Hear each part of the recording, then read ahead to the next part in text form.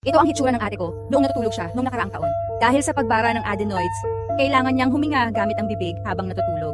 Napakalakas ng kanyang hilik at apektado rin ang kanyang pandinig noon. Ito ang hitsura niya noong natutulog siya kahapon. Mahigpit ang kanyang bibig.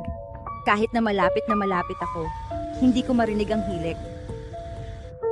Mahigit 300 araw na ang nakalipas mula nang magsagawa ng operasyon sa adenoids. Ngunit may isang drainage tube pa sa kanyang tainga na hindi pa tinanggal.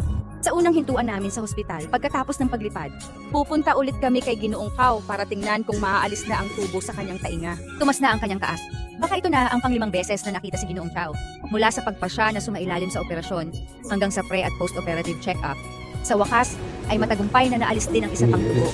Ang problema sa paghinga sa bibig ay nasolusyonan na nung araw ng operasyon. Mas malinaw na ang kanyang boses at bumalik na ang kanyang pandinig.